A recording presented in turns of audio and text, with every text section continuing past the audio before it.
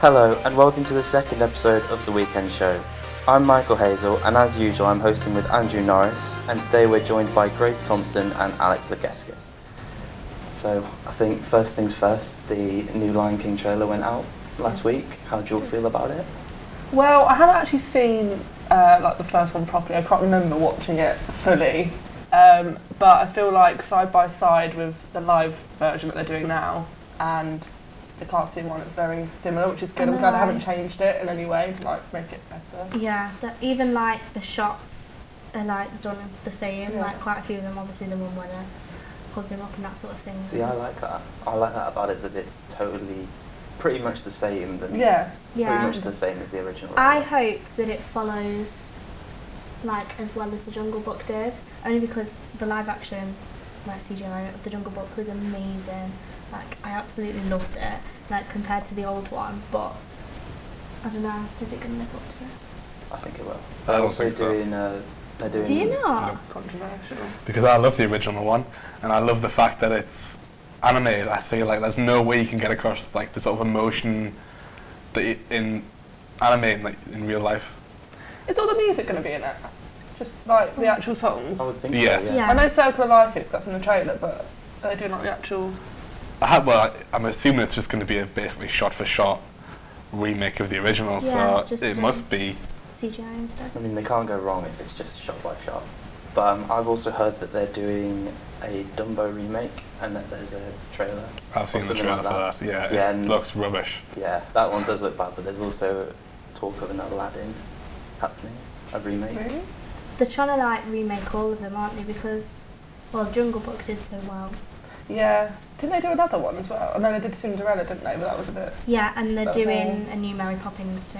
Oh yeah, that's like Mary Poppins Returns, isn't it? I just don't get it. They call it live action, but it's all CGI stuff, so I don't get it. Yeah, but Mary Poppins, to be fair, like other than the original, was already live action. So it's just like a sequel, isn't it? Just like I said it's like following up, isn't it? Yeah. I don't think there's any way that they're going to be able to keep up with the like standard of the original.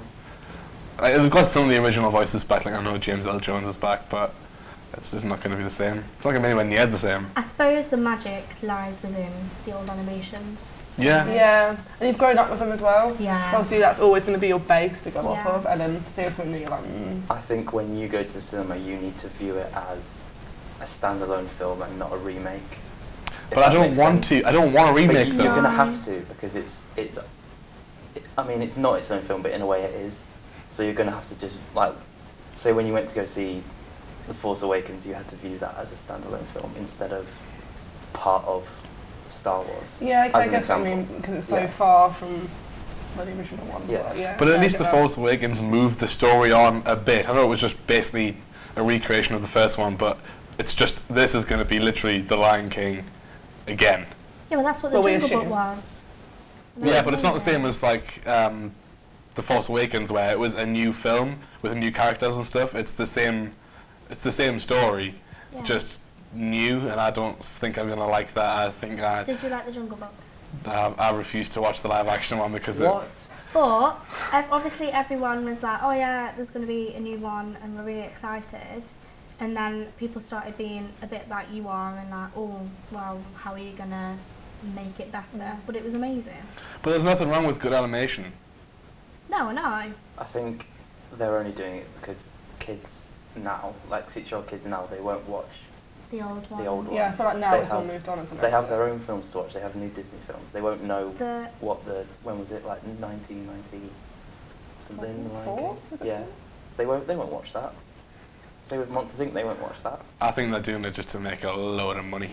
I mean, that's pretty good on them. Pretty obvious, isn't it? Good on them. It's going to be a big payday when that film comes out. So you might have seen around Lincoln over the last couple of weeks, there's been a team with a giant boob walking around.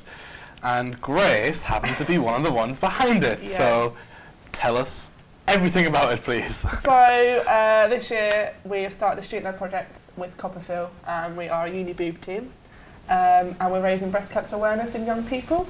Because the founder Chris was diagnosed at 23, and we're all, sort of near that age. We're going to be graduating at 21, 22. So it's scary, you wouldn't think you can get breast cancer that young.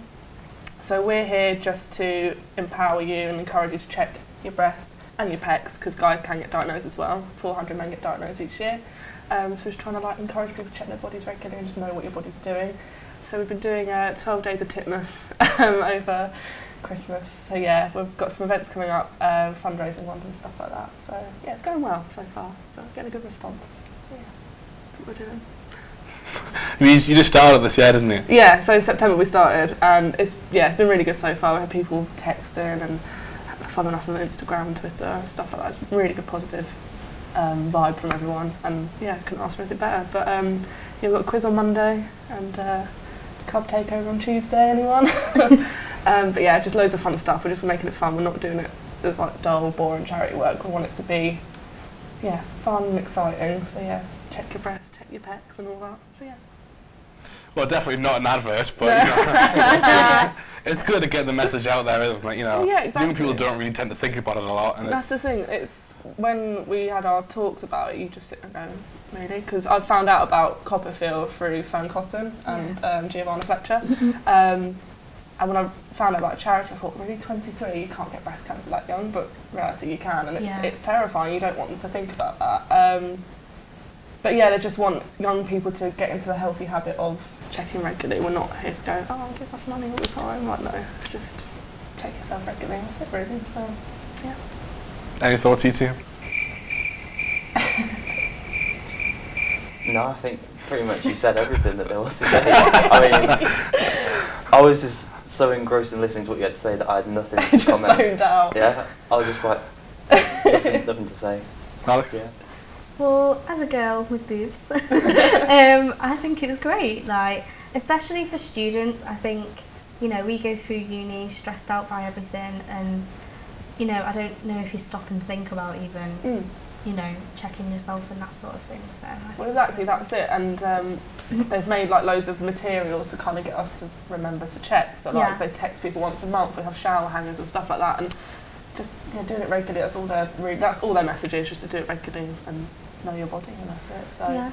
I mean, definitely from a bloke's point of view, I'd never even thought about it until you told me about it. You know, kept going on about it. Yeah, it's just not something that you ever really consider as a bloke. You know, you don't really think about it. I suppose you don't associate breast cancer with men. No, that's the thing. So men do have breast tissue, and it shocks people when I say 400 men get diagnosed each year in the UK alone.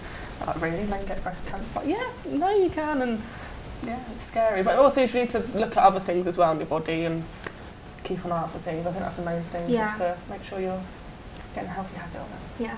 So make sure you all look after yourself. Yeah, exactly.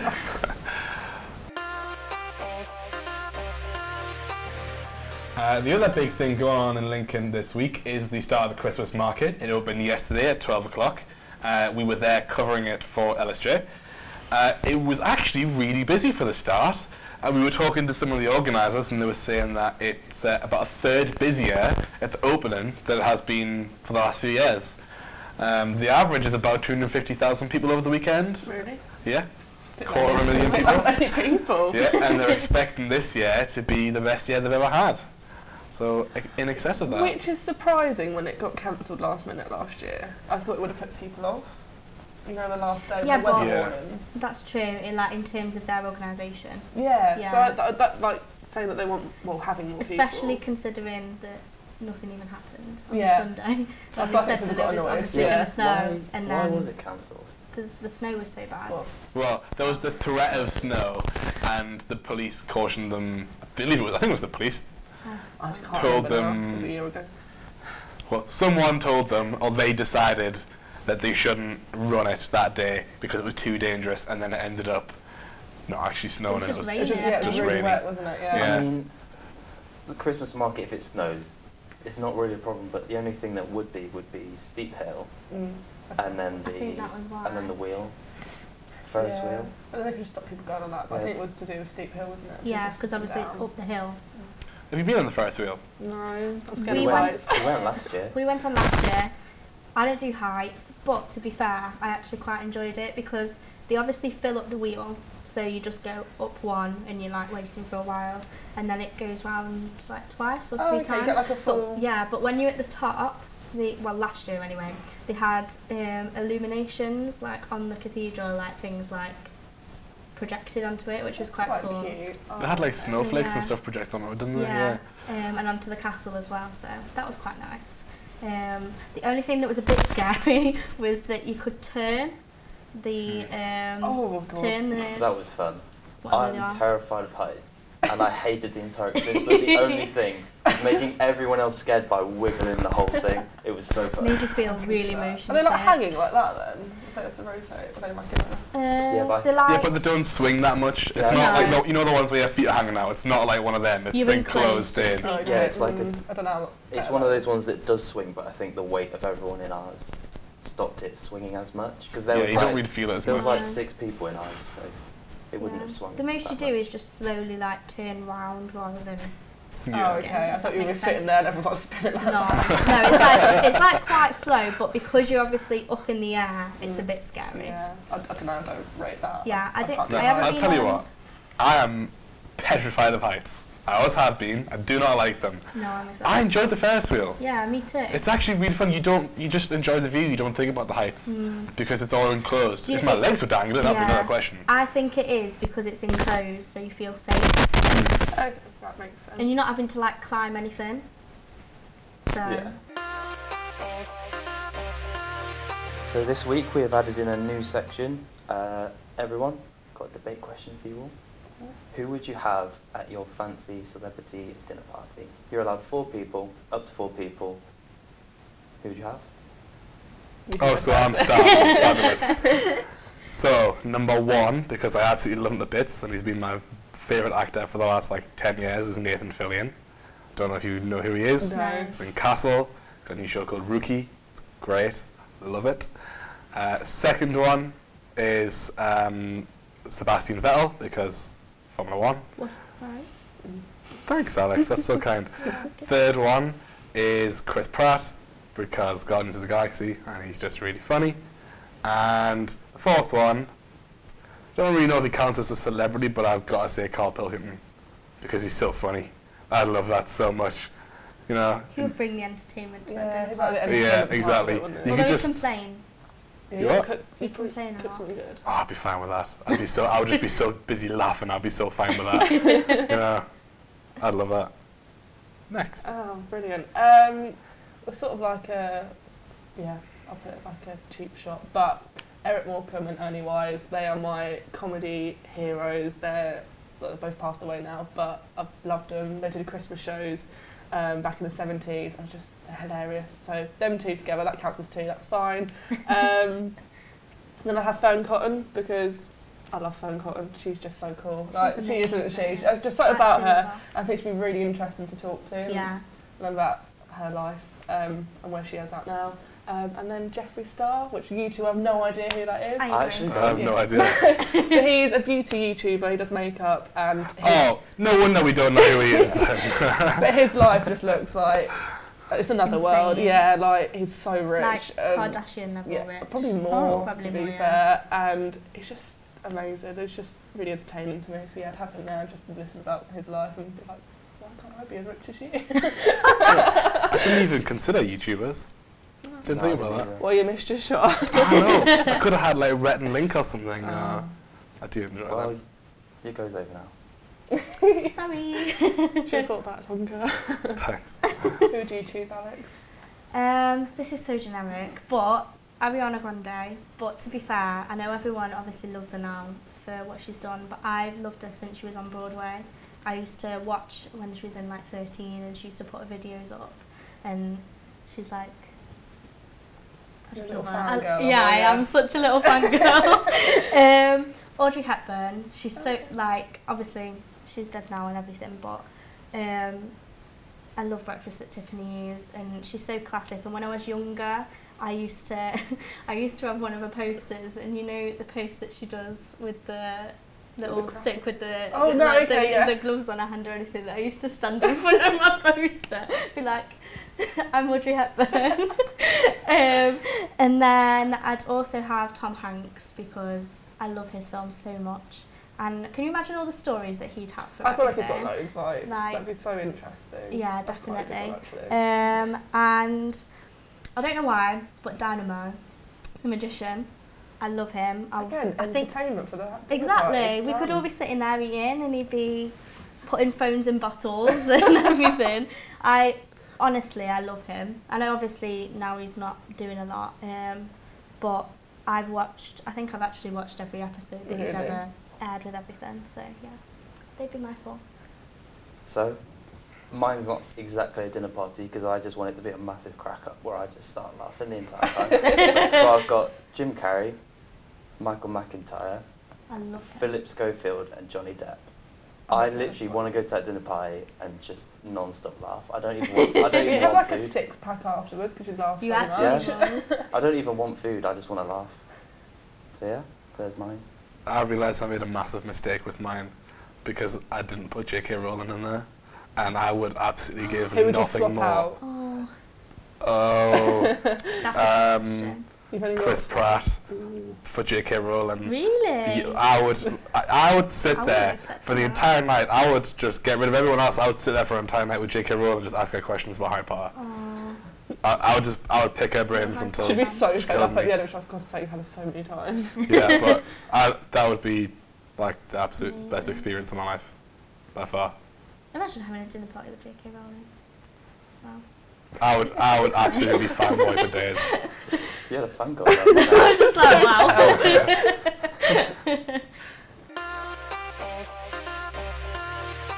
So the last item on our agenda for this week is the guilty pleasure movie.